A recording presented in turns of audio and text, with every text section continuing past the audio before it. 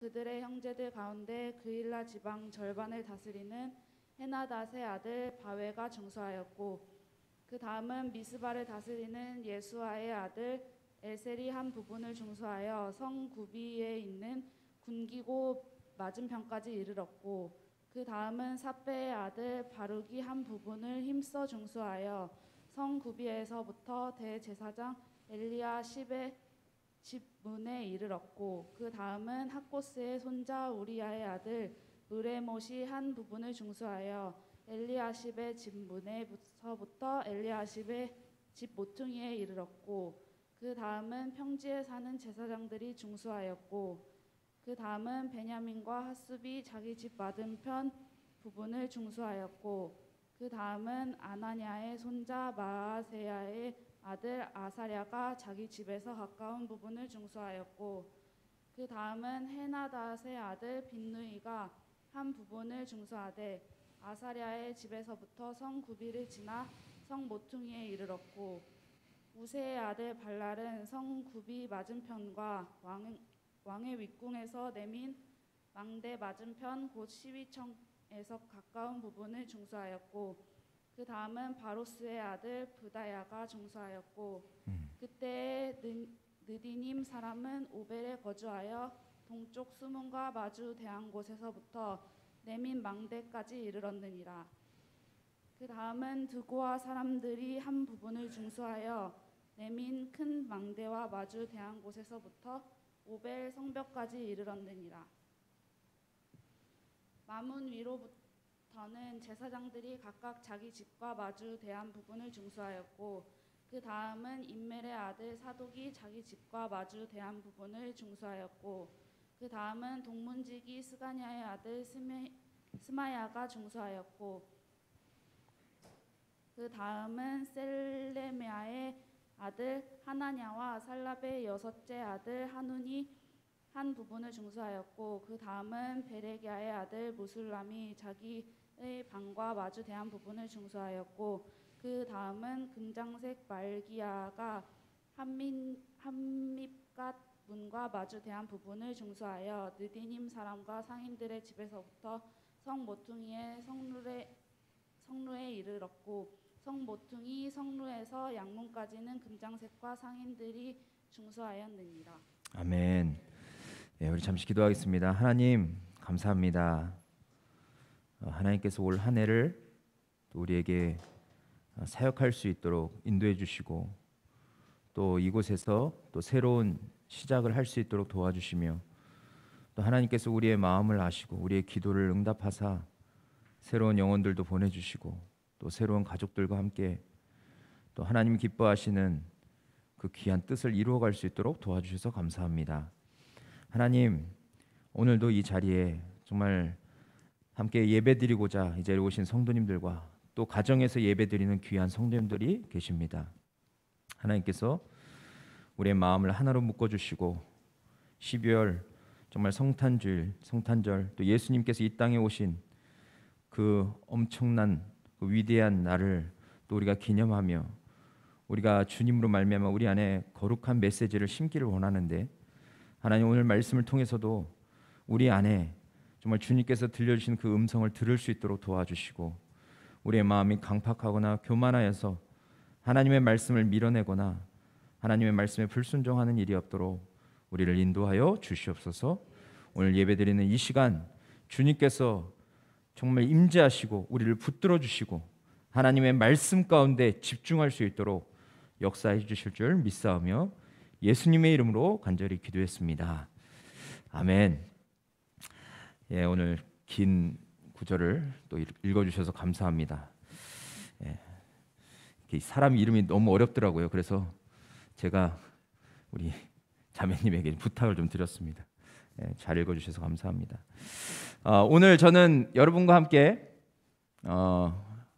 우리가 이번 주에 이제 성탄주의를 맞이하게 될 텐데 그 전까지 어떤 말씀을 전하면 좋을까 하다가 오늘 계속해서 우리가 지금 느헤미야 말씀을 전하고 있잖아요. 오늘 5번째 제목은 함께 함세입니다.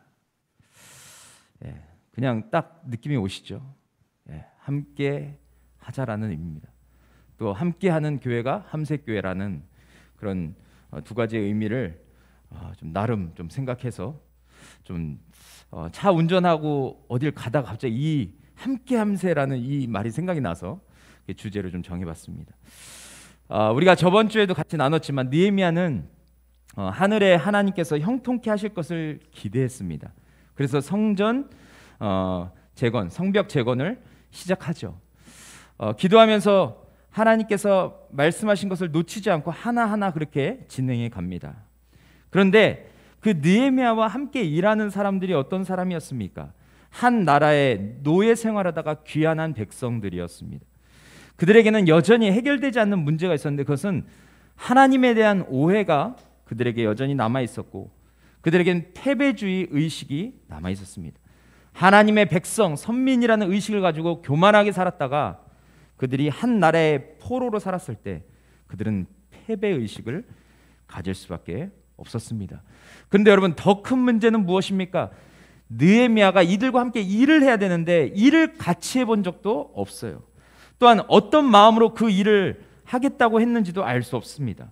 그러니 이 전체적인 상황을 이끌어야 되는 그 리더로서 느헤미야의 마음이 얼마나 불안했는가 우리는 생각해 볼 수 있습니다. 저도 매년 이맘때가 되면 정말 바빴습니다. 전국에 있는 성침 다음 세대들 청년 청소년들과 연합해서 수련회를 늘 진행했었기 때문에 수련회가 끝나고 나면 항상 몸살에 걸리든지 편도선이 부어가지고 일주일은 누워있던 그런 시간들이 많이 있었습니다. 스태프들이 보통 한 4개월 정도 준비해서 여러 차례 회의를 하고 우리 이번 수련회가 매년 있는 수련회지만 좀 특별하고 아이들에게 우리가 분명한 메시지를 전할 수 있는 수련회를 어떻게 하면 가질 수 있을까를 늘 의논하면서 그렇게 수련회를 진행했습니다.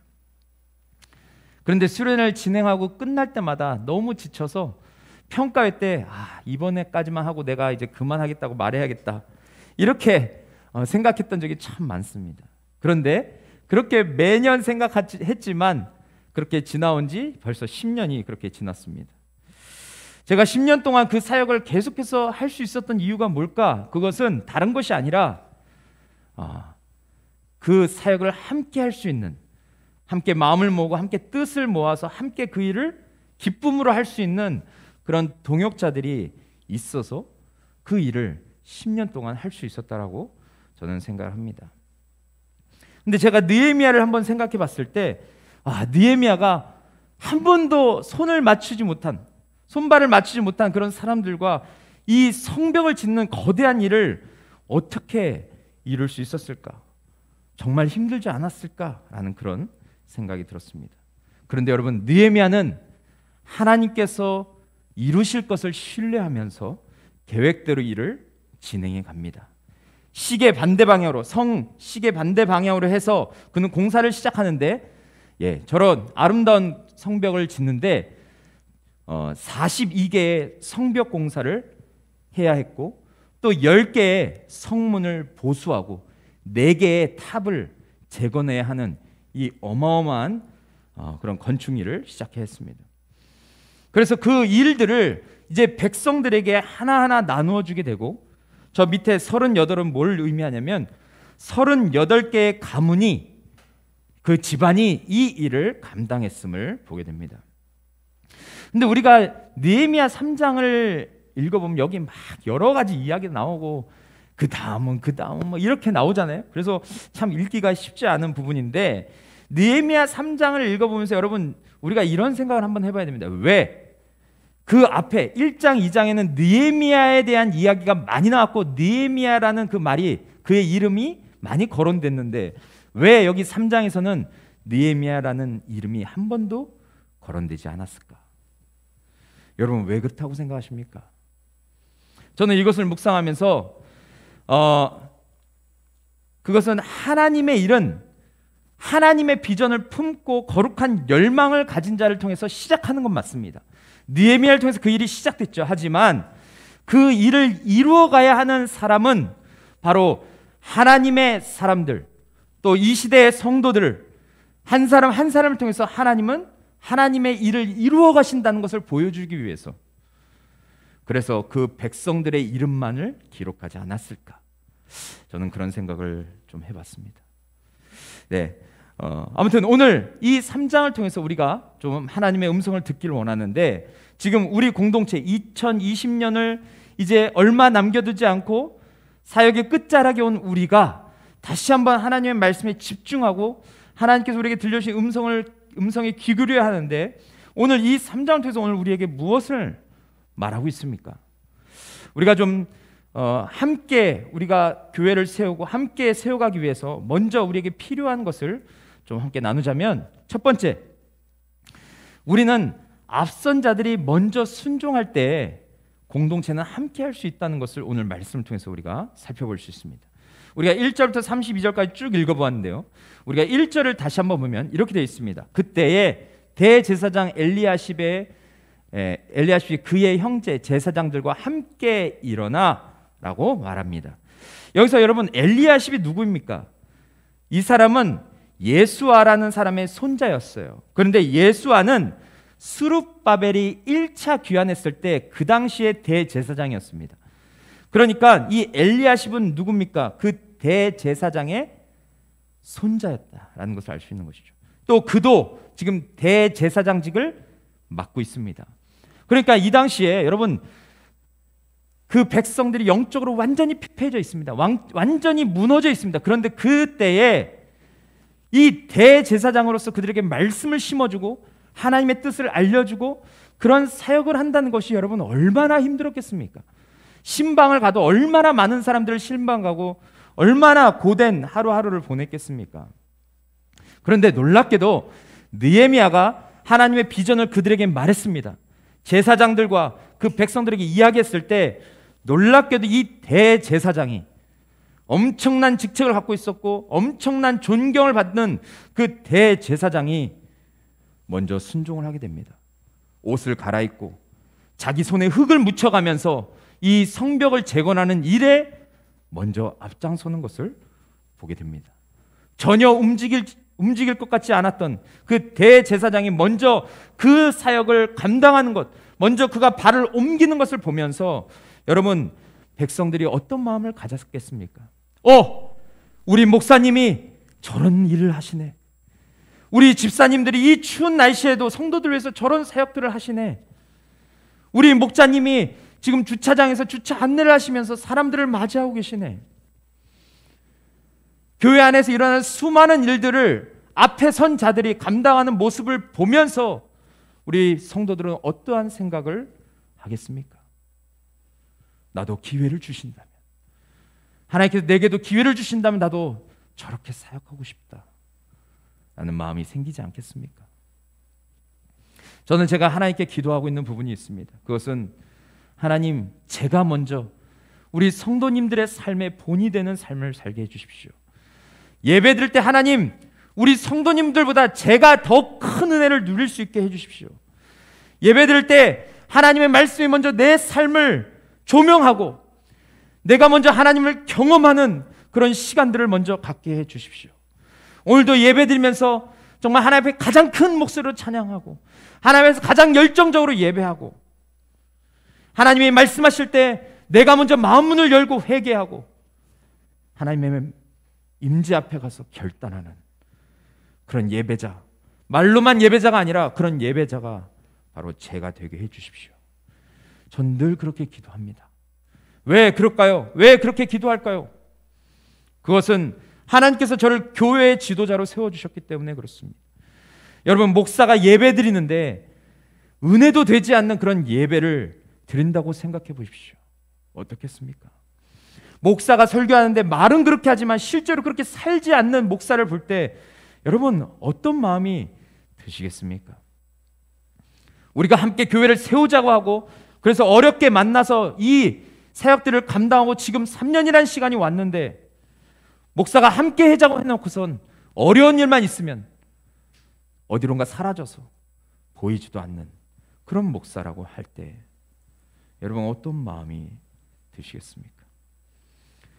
그런 목사를 통해서 교회가 아름답게 설 수 있을까요? 아니요, 절대 그럴 수 없습니다. 우리 교회 리더이신 집사님들과 또 목자님들, 우리 또 팀장님들, 또 교사들, 앞에서 정말 성도들을 케어하고 이끄는 우리 리더들이 교회를 사랑하지 않고 교회를 위해서 뭔가 희생하지 않으려고 한다면 여러분, 교회는 절대로 아름답게 세워질 수 없습니다. 우리가 동역하거나 동참하지 않고서 교회는 제대로 설 수 없다는 이야기죠. 왜냐하면 여러분, 교회는 살아있는 유기체이기 때문에 그렇습니다. 교회는 세상과 다릅니다. 교회는 살아있는 유기체입니다. 그래서 주일학교가 살아야 청소년부가 사는 거죠. 청소년부가 살아야 청년부가 살고, 청년부가 살아야 장년부가 사는 겁니다. 반대로 얘기해 볼까요? 장년부가 주님 안에서 올바른 신앙을 가지고 살아낼 때, 그때 그 삶을 보면서 청년부가 사는 겁니다. 위에서 깨끗한 물을 내려보내줘야 밑에서 깨끗한 물을 마시고 살지 않겠습니까? 그게 교회입니다. 그래서 우리의 삶이 중요한 것이고 우리가 어떻게 사느냐가 중요하다라는 것이죠. 그래서 먼저 선자들이 손에 흙을 묻히고 땀을 흘리며 사역을 이루어가야 하는 것입니다. 그런데 대제사장들이 먼저 솔선수범을 보이니까 어떤 일이 일어났습니까? 놀랍습니다. 우리 9절, 그 다음은 예루살렘 지방의 절반을 다스리는 후르의 아들 르바야가 라고 이야기하고 있고, 12절, 그 다음은 예루살렘 지방 절반을 다스리는 할로헤스의 아들 살룸과, 16절, 그 다음은 벳술 지방 절반을 다스리는 아스북의 아들 느헤미야가, 이렇게 이야기를 하고 있습니다. 다시 말하면 뭘 얘기하고 있습니까? 그 지방의 절반을 다스리는 사람이라고 하면 굉장히 높은 직책을 갖고 있는 사람이라는 것을 우리는 생각할 수 있습니다. 그런데 자기가 높은 직책에 있다 할지라도, 자기가 사람들을 다스리는 직책에 있다 할지라도 그 사람들이 함께 모여서 느헤미야가 인도하는 대로, 느헤미야가 비전을 제시하는 대로 함께 마음을 합해서 그 성벽을 건축했음을 말하고 있는 것이죠. 또한 12절 보시면 헬로헤스의 아들 살룸과 그의 딸들이 중수하였다라고 말합니다. 그 거친 건축 현장에서 여자들이 함께 그 일을 감당하는 것을 우리가 보게 됩니다. 여러분, 우리는 이 말씀을 통해서 하나님의 일이 어떻게 이루어지는지를 보게 됩니다. 하나님의 일은 어떻게 진행이 됩니까? 먼저 선자들이 함께 마음을 모으고 동참할 때 이루어지는 것입니다. 사랑하는 동역자 여러분, 여러분 지금 어떤 마음으로 신앙생활을 하고 계십니까? 지금 어떤 모습으로 예배를 드리고 계십니까? 오늘 우리가 개회 성경으로 나는 예배자입니다, 나는 예배자입니다, 하나님을 예배하는 예배자입니다 라고 우리가 노래를 했지만, 여러분 정말 여러분은 어떤 예배자이십니까? 오늘 가정에서 예배드리는 우리 성도님 한 분 한 분 어떤 예배자십니까? 교회 성도들과 함께 예배드리진 못하지만 그 가정 안에서도 하나님 앞에 기도하며 오늘 내게 들려주실 음성을 기대하며 정말 하나님을 두려워하는 마음으로 내가 예배 자리에 나가고 있습니까? 여러분은 교회가 무너진 성벽을 재건하는 사역을 할 때 어떤 자세로 임하고 계십니까? 저는 지금이 우리가 하나님의 사역에 뛰어들어야 할 때라고 생각을 합니다. 지금 우리는 하나님의 뜻을 분별하고 하나님께서 맡겨주신 그 사명에 집중해야 할 때입니다. 지금 있는 곳에서 기도하기를 힘쓰고, 우리가 모일 수 있을 때 모이기를 힘쓰고, 또 주위에 있는 사람들에게 정말 주 예수 그리스도의 사랑, 우리를 위해서 한없는 사랑을 보여주신 그 주님의 사랑을 흘려보내야 할 때가 바로 지금이라고 생각합니다. 지금 우리가 저렇게 아름다운 예배당을 우리가 건축한 것처럼 흙 묻은 벽돌을 들고 성벽을 재건하는 일에 앞장서야 할 때가 바로 지금이다라는 것이죠. 두 번째로, 하나님의 일을 내 일로 여길 때 공동체는 함께 할 수 있습니다. 본문 말씀을 잘 살펴보시면 여기에 참으로 놀라운 부분이 나옵니다. 우리는 좀 상상력을 발휘해서 보면 어떤 사람이 예루살렘의 성벽을 재건했을까요? 조금만 생각해봐도 우리는 그렇게 할 수 있어요. 아, 교회에서 좀 가까운 사람들, 교회 오기가 쉬운 사람들이 아마 모여서 재건했을 것이다. 우리는 그렇게 생각할 수 있습니다. 그 건축 현장에서 일하는 게 얼마나 고됩니까? 얼마나 힘듭니까? 그러니까 먼 곳에서 오기는 아마 쉽지 않을 것이다 라고 우리는 생각할 수 있습니다. 우리도 여기 리모델링을 했지만 엄청난 쓰레기들이 나오고 우리가 손을 대서 일해야 될 부분이 얼마나 많이 있었습니까? 그렇게 하고 집을 돌아갈 때 참 쉽지 않았음을 기억합니다. 그래서 우리는 느헤미야가 예루살렘 성벽을 재건할 때 당연히 그 근처에 있는 사람들이 달려들었을 것이라고 생각을 하는데 여러분 그렇지 않습니다. 멀리에 있는 사람들도 함께 동참했음을 보게 됩니다. 느헤미야 우리도 함께 하겠습니다. 우리도 예루살렘 성벽 재건에 힘을 보태겠습니다. 하나님께서 가장 기뻐하시는 일이 이것이라면 그 일을 우리가 먼저 하겠습니다.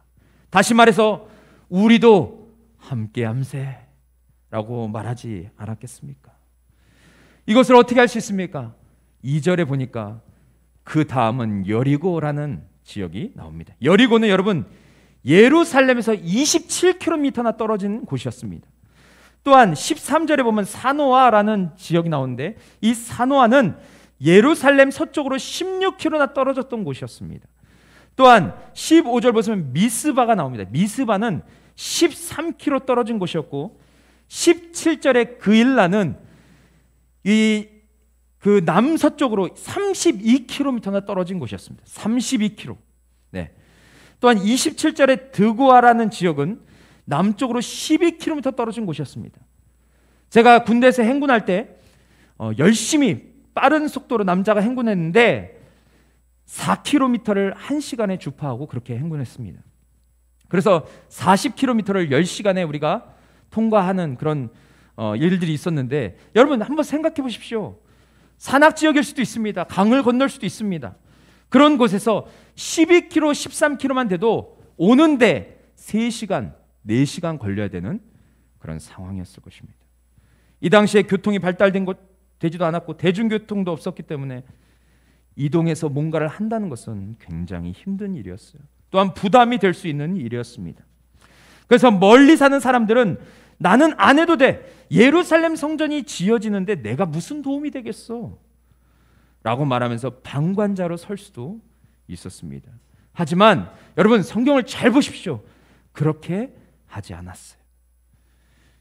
하나님께서 그토록 바라시는 성벽이 재건되는 일에 그 주위에 있는 많은 사람들이 하나님을 사랑하는 많은 사람들이 그 일에 함께 동참했습니다. 그래서 여러 가지 이유들을 뒤로한 채 예루살렘 성벽이 아름답게 재건될 수 있었던 것이죠. 여러분 오늘날 우리가 하나님의 사역을 감당하지 못하는 이유가 무엇입니까? 여러분에게 하나님의 일이 부담되는 이유가 무엇입니까? 그런데 기억하십시오. 하나님을 사랑해서 하나님의 일을 내 일로 여기면 그 일이 아무리 고되다 할지라도 우리는 힘들지 않습니다. 우리 성도님들 그런 저력이 있으시잖아요. 그렇죠? 정말 남들의 시선 의식하지 않고 우리가 하나님 앞에서 정말 모이기를 힘써야 된다. 우리가 예배 목숨 걸어야 한다. 그렇게 해서 우리가 지금 여기까지 오지 않았습니까? 주님의 마음을 품게 되면 교회를 세우는 것이 얼마나 중요한지를 알게 되면 그 일이 고되다 할지라도 절대 힘들지 않는 것이죠. 한번 생각해 보십시오. 어떤 여자분이 20kg 되는 가방을 들고 30분 서서 기다리라고 누군가 이야기했다면 여러분 이 여자분이 저 20kg 되는 가방을 들고 30분을 서 있을 수 있겠습니까? 아마 조금 시간이 지났을 때 그녀는 그 가방을 내팽개치고 도망갔을 겁니다. 왜냐하면 너무나도 무겁고 너무나도 힘들기 때문에 그렇죠. 그런데 똑같은 무게인데 한 어머니가 아이를 안고 있습니다. 그 자기 아이를 30분 동안 안고 있으라고 이야기를 한다면 이 어머니는 어떻게 하겠습니까? 그 아이를 힘들다 그냥 내려놓겠습니까? 아닙니다. 어머니는 30분 동안 그 아이를 들고 있을 수 있어요. 아버지는 잘 모르겠습니다. 아버지는 잘 모르겠지만 어머니는 30분 동안 들고 있을 거라 저는 생각을 합니다. 여러분, 이 차이가 어디서 오는 거겠습니까? 바로 사랑에서부터 오는 것입니다. 이처럼 우리가 하나님을 사랑하면 아무리 불편한 일, 감당할 수 없는 일이 있다 할지라도 그 하나님의 마음을 내 마음으로 여기고 우리가 그 일을 기쁨으로 감당할 수 있으리라 믿습니다. 저는 우리 사랑하는 성도님들에게 하나님의 일이 불편하고 때로는 고되지만 그것을 기쁨으로 감당할 수 있는 그런 영성이 주어지기를 축복합니다. 또한 이들은 하나님의 마음을 품었을 때 모든 일을 귀하게 여겼어요. 다시 말하면, 좀 쉽게 얘기하면 하나님의 일에는 하찮은 일이 없다는 것입니다. 오늘 말씀을 보면 계속해서 반복되는 단어가 있습니다. 무엇입니까? 바로 그 다음은입니다. 그 다음은 32절까지 쫙 그 다음은이라고 계속해서 말하고 있죠. 이것은 무엇을 말하고 있습니까? 이 예루살렘 성벽이 재건되는 일은 그냥 즉흥적으로 된 것이 아니라 계획된 대로 진행하고 있음을 말해주고 있습니다. 38개의 가문의 사람들이 하나하나 그것을 감당하고 그 일을 최선을 다해서 맡았다는 것을 말하는 것이죠. 세상에서 자신이 어떤 자리에 있고 얼마나 많이 배웠고 또 자신이 해온 업적이 어떻든 그것을 말하는 사람은 한 사람도 없었어요. 오히려 하나님의 일을 감당할 때 모두가 평등하고 모두가 존귀하고 모두가 가장 값진 일을 한다는 것을 그들은 깨닫고 그 일을 기쁨으로 감당했습니다. 이스라엘 백성들이 가장 시급하게 재건해야 했던 양문을 만드는 대제사장의 일도 값진 일이었고 14절에 보면 여기서 어떤 문이 나옵니까? 분문이 나옵니다. 분문을 만든 말기야도 자신이 하고 있는 일이 가장 중요한 일이라고 여겼습니다. 여러분, 여기서 분문이 어떤 것인지 아십니까? 바로 예루살렘의 쓰레기장인 흰놈의 골짜기로 나갈 수 있는 문이었어요. 그러니까 이곳을 통해서 예루살렘 안에 있는 쓰레기와 오물, 그런 것들이 나가게 되는 것이죠. 그런데 분문을 만드는 사람이 나는 왜 이렇게 더러운 쓰레기가 다니는 그런 문을 내가 만들어야 돼? 내가 왜 이렇게 하찮은 일을 해야 돼? 라고 말했을까요? 나도 사람들에게 인정받는 자리에서, 사람들이 정말 부러워하는 자리, 사람들이 알아주는 자리에서 일하고 싶다라고 그렇게 말했을까요? 그러지 않았습니다. 오늘 여러분 32절까지 우리 아까 자매님이 성경을 쭉 읽어주셨는데 거기에 보면 진짜 어려운 이름들이 많이 있습니다. 여러분 아마 기억 하나도 못하실 겁니다. 느헤미야 정도, 성전을 앞에서 이끌었던 느헤미야 말고 또 다른 느헤미야가 나왔죠. 그 느헤미야 정도는 좀 기억하실 수 있겠지만 다른 사람들 이름은 너무 어렵습니다. 그런데요, 그 수많은 사람들이 불평하지 않고 자기 가문에게 맡겨진 일에 최선을 다해서 그 일을 이루어갔음을 우리는 봐야 하는 것이죠. 그런데 여러분, 이러한 상황 속에서도 불평하는 사람이 나옵니다. 누굽니까?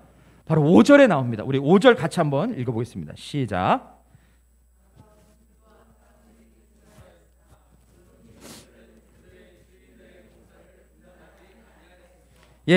하나님의 성벽을 재건하는 그 막대한 일을 모두가 함께 감당했지만 함께하지 않은 사람들이 누구라고 얘기하고 있습니까? 바로 귀족들이었다라고 이렇게 말하고 있습니다. 그들은 여전히 자신의 신분을 주장하며 성벽 재건을 기피했습니다. 근데 여러분 한번 생각해 보십시오. 지금 성벽이 무너졌는데 귀족이 뭐가 소용이 있습니까? 그렇죠. 지금 하나님의 성전이 파괴되었는데 내가 누구인지가 뭐가 그렇게 중요합니까? 그렇지 않습니까? 지금 한국교회가 이렇게 어려운 가운데 있는데 한국교회가 지금 세상 사람들의 엄청난 지탄 속에서 사역하기가 너무 힘든 상황 가운데 있는데 나는 잘하고 있다, 우리 교회는 잘하고 있다라고 그렇게 말한다면 이것을 어떻게 해석해야 합니까? 지금 중요한 게 무너져가고 있는데 여전히 귀족들처럼 내 상황, 내 형편, 내가 귀족인데 라는 그런 말을 하고 있다면 이것을 어떻게 우리가 받아들여야 합니까? 목사님, 저는 지금 이래서 안 됩니다. 목자님, 저는 이번에는 힘들겠습니다. 팀장님, 저는 이번에 일에서 좀 빠지고 싶습니다라고 말하면서 여전히 하나님의 일을 기피하고 있다면 얼마나 안타까운 모습입니까? 하나님 오늘 3장에 하나님의 마음을 알고 충성된 사람들을 어떻게 위로하시고 격려하십니까? 이 성경책에 그들의 이름을 기록해 주시는 것을 보게 됩니다. 그들의 이름 하나하나를 하나님은 다 기억하고 성경책에 기록해 두셨습니다. 여러분, 하나님이 우리를 이 땅에 두신 이유가 무엇입니까? 그것은 하나님께서 모든 일을 할 수 있지만 하나님께서 택하신 백성들, 그 하나님의 사람들을 통하여서 하나님의 일들이 이루어지기를 원하시기 때문에 오늘 우리를 이곳에 두신 줄 믿습니다. 우리를 통해서 하나님의 영광이 나타나고 우리를 통해서 죽어가는 영혼들이 주께 돌아오고 우리를 통해서 이 세상 사람들이 진정한 사랑, 하나님의 사랑, 십자가의 사랑을 깨닫게 하시기 위해서 하나님이 우리를 부르시고 우리를 여기까지 인도하신 줄 믿습니다. 근데 우리가 이제 좀 괜찮다고, 우리가 이제 좀 편하다고, 우리가 꿈꿔왔던 것이 어느 정도 이루어졌다고 우리가 여기서 안주하는 것, 그것은 여러분 하나님의 마음을 너무 아프시게 하는 일이 아니겠습니까? 우리가 지금까지 잘해왔다고, 내가 지금까지 많은 일을 했다고 만약에 하나님의 일들을 더 이상 감당하지 않는다면, 더 이상 하나님의 일에 우리가 더 최선을 다하지 않는다면 하나님의 마음은 정말 아프실 거라고 저는 생각합니다. 그래서 여러분, 우리가 정말 하나님의 일을 감당할 때, 올해도 그렇게 감당했지만 내년에 만약에 하나님께서 우리에게 기회를 주셔서 우리가 사역할 수 있는 그런 자리를 허락해 주신다면 하나님의 마음을 우리가 품고 하나님이 기뻐하시는 것을 우리가 기쁨으로 여기며 그렇게 계속해서 하나님의 사역을 감당해가는 여러분과 제가 되기를 소망합니다. 그럴 때 공동체는 하나가 될 수 있고, 그럴 때 우리는 함께 사역을 감당해갈 수 있는 것이죠. 마지막 세 번째는 우리가 무엇 때문에 함께 해야 합니까? 예배를 세우기 위하여 함께 해야 합니다. 우리 교회가 처음 세워진 동기가 무엇입니까? 바로 온전한 예배를 우리가 드리기 위해서 저는 함께 세워가는 교회가 세워졌다라고 믿습니다. 지금도 성도님들이 제게 가끔씩 이런 얘기합니다. 목사님, 우리 교회 예배가 너무 좋아요. 저는 예배가 이렇게 귀한지 몰랐습니다. 목사님, 이제야 제가 숨을 쉴 수 있을 것 같아요. 목사님, 제 죽었던 영혼이 회복되는 것 같습니다. 그렇게 말씀하시는 분들이 계십니다. 여러분, 하나님께서 우리를 공동체로 묶으시고 우리로 하여금 교회를 세우시게 하신 것이 무엇이겠습니까? 우리가 참으로 힘든 시간을 보내왔지만 온전한 예배가 회복되는 것을 보고 싶어서 우리가 여기까지 온 것이 아니겠습니까?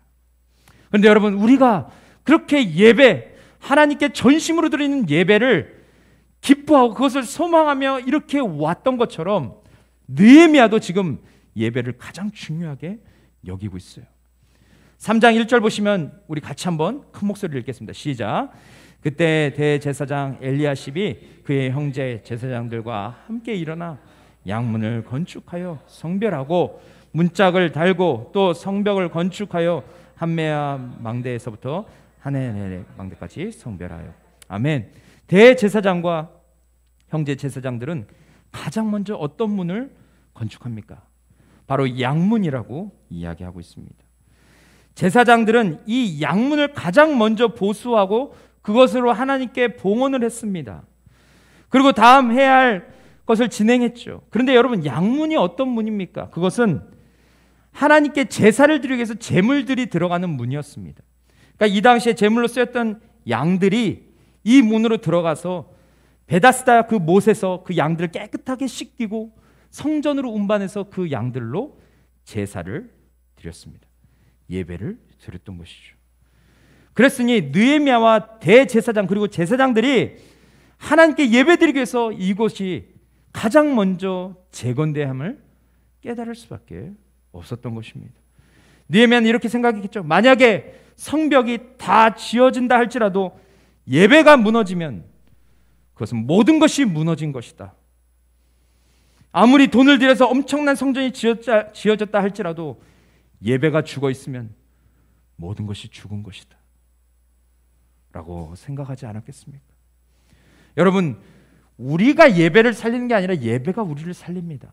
오늘도 여러분들이 예배자리 나오고 지금 가정에서 예배를 드리시고 계신데 이 한 번의 예배가 우리의 인생을 변화시킬 수 있고 우리의 삶을 뒤바꿔 놓을 수 있고 우리 자녀들의 삶을 송두리째 변화시킬 수 있는 그런 능력이 예배의 자리에서부터 나옴을 여러분 기억하시기 바랍니다.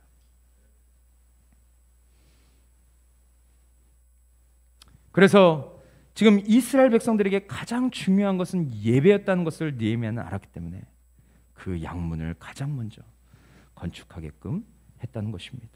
하나님 앞에서 반역하고 여전히 죄를 짓고 살고 있지만 예배를 통해서 그들이 하나님을 만날 수 있기를 간절히 원했죠. 그들이 다시 하나님의 백성으로 일어설 수 있는 유일한 통로는 바로 예배밖에 없음을 그는 알았습니다. 그래서 그는 백성들에게 가장 시급한 것은 지금 성벽이 건축되는 것도 있을 수 있겠지만 그 전에 먼저 그들이 하나님과 다시 한번 온전한 관계를 회복하고 하나님과 친밀한 관계를 다시 맺고 그들이 예배가 회복되기를 간절히 원했던 것을 우리는 볼 수 있는 것이죠. 네, 여러분, 지금 우리도 마찬가지입니다. 한국교회에 가장 시급한 것은 무엇이겠습니까? 예배가 회복되는 것입니다. 가정에서 예배를 드리던 교회에서 예배 드리는 장소가 중요한 것이 아니라 정말 하나님의 말씀에 순종하고 하나님 앞에 엎드려져서 정말 전심으로 예배하는 예배자, 그런 예배자가 지금 너무나도 필요하다라는 것입니다. 하나님을 경외하는 자, 하나님의 말씀을 하나님의 말씀으로 여기는 자, 매일의 삶을 살아갈 때 직장에 있든 가정에 있든 어디에 있든 하나님께서 내게 오늘 들려주시는 음성에 순종해서 오늘도 큐티책을 펴고 하나님의 말씀을 펴고 하나님 내게 무엇을 말씀하시는지를 듣고 그대로 실천하며 살아가는 자, 그런 예배자, 그런 예배자를 주님이 기뻐하시지 않겠습니까? 새로운 성도들이 계속 더해지는 것도 중요하고 교회를 아름답게 꾸미는 것도 중요하고 교회에서 성경 공부도 하고 교제도 하는 것 중요합니다. 그게 중요하지 않다는 건 아닙니다. 중요합니다. 그런데 여러분, 다른 것은 좀 부족해도 되고 못해도 됩니다. 그런데 여러분, 중요한 것은 예배가 끝나면, 예배가 죽으면 모든 것은 끝나는 것입니다. 예배가 죽은 교회는 더 이상 기대할 것도 없고 소망할 것도 없습니다. 아무리 좋은 사람들이 많고 아무리 훌륭한 사람들이 많고 그랬다 한들 그 교회에 예배가 죽어 있으면 그 교회는 더 이상 기대할 수 없는 그런 교회가 되는 것입니다. 하나님께서 받으시는 예배인데 기쁨이 없고 감사가 없고 은혜가 없고 결단이 없다면 그 예배가 뭐가 중요하겠습니까? 여러분, 왜 그런 자리에 앉아 계십니까? 여러분, 죽은 예배자로는 하나님을 기쁘시게 할 수 없습니다. 또한 그러한 예배자들이 모여서 하나님이 원하시는 교회를 세워갈 수 없습니다. 그래서 지금 오늘 우리에게 주님께서 들려주시는 음성은 우리가 온전한 예배자로 다시 회복되기를 원하는 주님의 음성을 들어야 하는 것이죠. 가정에서 예배드릴 때도, 우리가 직장에서 예배드릴 때도, 우리가 교회에서 예배드릴 때도 정말 부끄럽지 않은 예배자로 그렇게 서 있기를 원합니다. 그것이 나를 살게 하고 우리 공동체의 생명력을 더해줄 것입니다. 저는 오늘 하나님의 뜻을 발견한 사람들이 어떻게 하나 될 수 있는지를 나누었습니다. 어떻게 한 지도자의 비전에 마음을 모으고 하나님의 사역을 이루어갈 수 있는지를 나눴습니다. 저는 정말 우리 공동체가, 우리 함께 세워가는 교회가 하나님이 보셨을 때 기뻐하실 수 있는 그런 공동체가 되었으면 좋겠습니다. 가장 중요한 본질을 놓치지 않고 다른 것에 마음을 빼앗기지 않고 하나님의 마음을 알고 함께 하나 되어서 무너진 성벽을 재건하는 그런 충성된 일꾼이 바로 여러분과 제가 되기를 원합니다.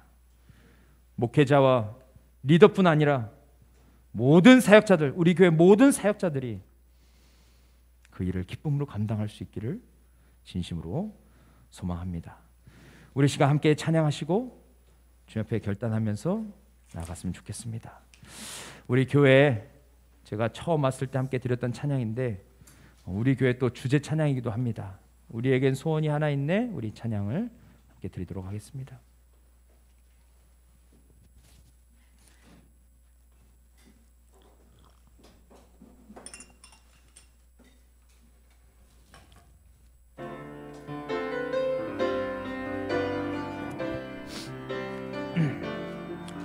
우리에겐 소원이 하나 있네. 주님 다시 오실 그날까지 우리 가슴에 새긴 주의 십자가 사랑 나의 교회를 사랑케 하네. 주의 교회를 향한 우리 마음 희생과 포기와 가난과 고난 하물며 죽음조차 우릴 막을 수 없네. 우리 교회는 이 땅의 희망 교회를 교회 되게 예배 되게 우릴 사용하소서. 진정한 부흥의 날 오늘 임하도록 우릴 사용하소. 성령 안에 예배하리라. 성령 안에 예배하리라. 자유의 마음으로 사랑으로 사역하리라. 사랑으로 사역하리라. 교회는 생명이니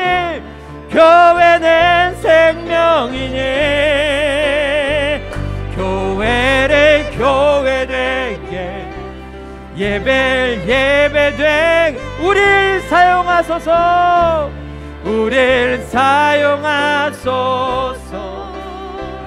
진정한 부흥의 날 오늘 임하도록 우릴 사용하소서. 부흥의 불길 타오르게 하소서. 부흥의 불길 타오르게 하소서. 진리의 말씀 이 땅 새롭게 하소서. 은혜의 강물 흐르게 하소서. 은혜의 강물 흐르게 하소서. 성령의 바람 이 땅 가득 불어와 흰 옷 입은 주의 순결한 백성 주의 영광 위에 이제 일어나 열방을 치유하며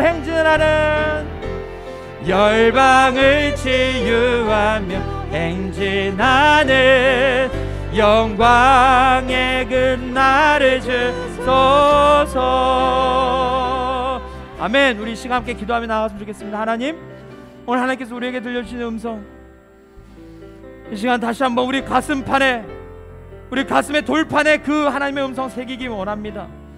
하나님, 우리가 하나님께서 처음 부르셨을 때, 우리를 처음 소명하셨을 때, 우리를 처음 만나게 하셨을 때, 이곳에 하나님의 새로운 영혼들을 붙여주실 때 하나님이 뜻하신 그것이 있는 줄 우리가 믿습니다.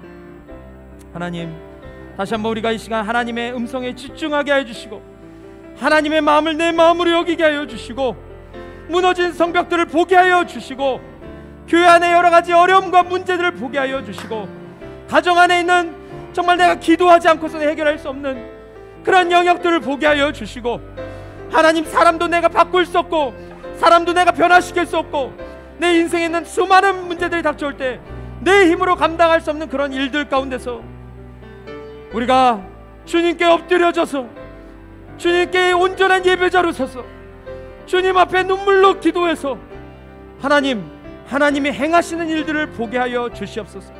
우리의 마음의 열정이 식었습니까? 우리의 마음의 사랑이 식었습니까? 우리 마음에 하나님께 예배드리는 그 예배 모습이 식어 있습니까? 우리 교회 예배가 죽어 있습니까?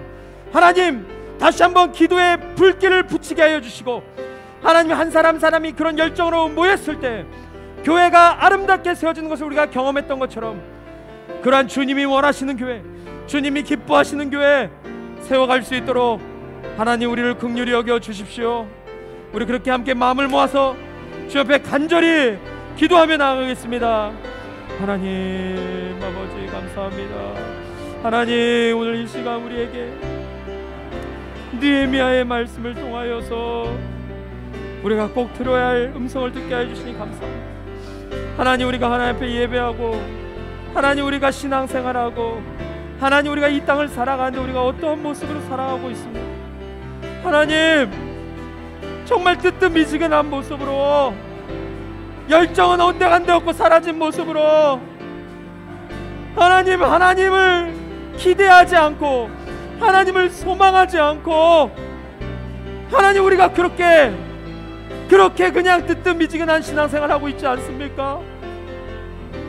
하나님이 바라보시기에 성벽이 무너져 있고 황폐한 이 땅이라고 말하고 있는데, 하나님, 우리는 여전히 괜찮다고 말하고, 하나님, 나는 문제없다고 말하고, 하나님, 우리 교회는 문제없다라고 말하고, 그렇게 우리가 살아가고 있지는 않습니다.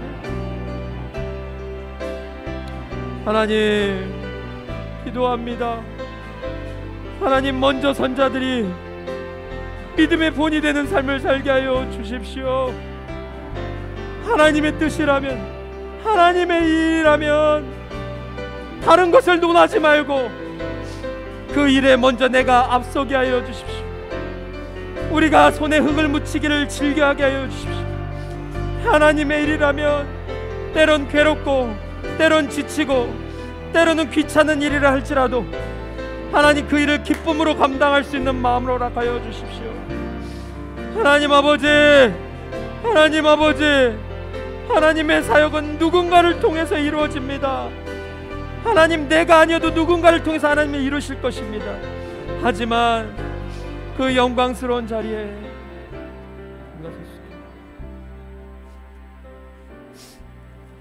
하나님, 참으로 감사합니다. 우리 삶에 무너져 있는 영역들이 있고, 우리 가정과 교회와 직장과 세상 속에서 하나님이 보셨을 때 황폐하다, 완전히 무너져 있다 라고 하는 것들이 있으실 터인데, 하나님, 다시 한번 우리가 우리의 삶의 자리에서 벗어나 그 하나님이 바라보시는 영역들을 바라보고 함께 마음 아파하며 함께 기도할 수 있는 그런 기회와 은혜를 주셔서 감사합니다. 하나님, 12월 주님이 오신 그날을 기념하는 복된 날이 있고, 또 정말 한 해를 마감하면서 여러 가지 주님이 주신 것에 감사하고 기뻐할 일들도 많고, 또 올 한 해를 정말 건강하게 살 수 있도록 도와주신 주님께 감사하는 분들도 계시고 그러실 터인데, 하나님, 우리가 거기에서만 만족하고 그렇게 살아갈 존재가 아님을 다시 한번 깨닫게 해주셔서 감사합니다. 하나님, 우리 삶의 무너진 영역들 주님께서 보여주셨을 때, 하나님, 저 일은 내 일이 아니라고, 저 일은 귀찮아서 난 못하겠다라고 말하는 것이 아니라, 하나님, 먼저 앞선 자들이, 앞선 리더들이 그 일들을 기쁨으로 감당할 수 있는 그런 교회가 될 수 있도록 하나님 인도하여 주십시오. 또한 정말 하나님의 마음이 내 마음으로 여기고 하나님을 사랑하는 마음으로 이 느헤미야의 백성들처럼 느헤미야와 함께 동역했던 동역자들처럼 그 어떤 일이라도 기쁨으로 감당할 수 있는 그런 마음을 우리에게 부어 주시옵소서. 하나님 또한 느헤미야와 대제사장과 제사장들이 예배를 가장 시급하게 생각하고 예배가 가장 먼저 회복돼야 함을 그들이 깨달았을 때 양문을 먼저 건축했던 것처럼 하나님, 우리도 다른 것에 우리의 마음을 빼앗기지 않고 우리가 함께 세워가는 교회 예배를 세우는데 우리가 힘을 다할 수 있도록 도와주십시오. 예배가 무너지지 않게 해주십시오. 예배가 죽은 것 같은 느낌을 받지 않도록 하나님, 우리 교회를 주님께서 기억하여 주시고 긍휼히 여겨주시고 예배만은 하나님 정말 회복될 수 있도록, 예배만은 우리가 살아있는 예배를 드릴 수 있도록 하나님 그렇게 도와주십시오. 오늘 이 현장에서 예배드리는 우리 성도님들과 또 가정에서 예배드리는 우리 사랑하는 성도님들 마음을 주관하여 주셔서 오늘 다시 한번 하나님의 마음을 장착하고 이 시대를 어떻게 살아가야 할지를 결단하며 주님과 동행하기를 결단하며 한 주를 보낼 수 있도록 주님 축복하여 주시옵소서. 여러 가지 어려운 가운데 사업을 하시고 또 직장을 다니시고 또 여러 가지 일들을 감당하시는 우리 사랑하는 성도님들, 그 사업장과 그 직장 가운데 하나님 기름 부어주시고 하나님 임재하여 주셔서 매일매일의 삶에 하나님의 은혜가 충만히 임할 수 있도록 도와주시고 또 병마로 고통당한 우리 사랑하는 성도님들 주님 일일이 기억하여 주시고 그 아픔을 위로하시며 또 하나님께서 늘 함께 하시고 하나님께서 여전히 사랑하시고 하나님께서 여전히 그의 삶을 통해서 하나님 영광 받기를 원하신다는 것을 기억하시면서 그 어려운 시기들을 잘 이겨내는 우리 성도님들 될 수 있도록 축복하여 주시옵소서. 하나님, 이번 주에 정말 우리가 성탄주일날 함께 예배드릴 수 있을지 없을지 모르겠지만 하나님, 정말 우리가 이 땅에 오신 주님을 다시 한번 기억하고 또한 정말 무너진 성벽, 우리의 힘으로 다 재건하기는 어렵지만 주님께서 이미 그것을 완전히 이루어 놓으셨기 때문에 우리가 그 일을 함께 할 수 있음을 고백하면서 주님을 높이는 그런 한 주가 될 수 있도록 축복하여 주시옵소서. 오늘 이렇게 귀한 시간 주심을 감사드리며 예수 그리스도의 이름으로 간절히 기도했습니다. 아멘.